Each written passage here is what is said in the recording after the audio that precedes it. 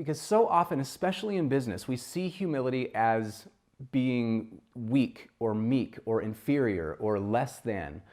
And it's not that at all. When I think about humility, really two things come to mind for me. First is a humble person is willing to accept their weakness without getting defensive.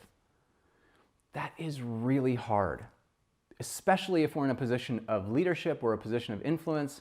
When somebody calls us out for a mistake that we've made or something that we haven't done well, so often, like, the wall goes up and we get really defensive.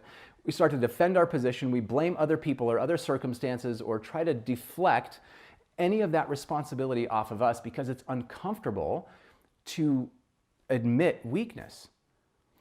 But a humble person recognizes we're all human, we're fallible, we're going to make mistakes, and that's okay. Now, the other part of humility that I don't think we talk about very often that ties into the study that I just mentioned a minute ago is confidence. I call it humble confidence. What that means is that we recognize and accept our strengths, the things that we do well, the experience that we have, the resources that we have, the position of authority that we're in. We recognize those things, but it's the real kicker is, what do we do with that recognition? Do we use those things to build ourselves up? Do we use those things to advance our own careers? Because that's not humility. That's often when ego gets in the way, when we think, oh, look at what I've done, look at what I have. That's when ego takes over.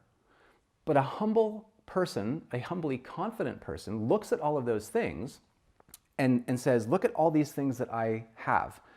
How lucky, how blessed am I, and how can I use those things to lift up the people around me? So humility is just as much about our strengths as it is about recognizing our weaknesses. Now, what are some of the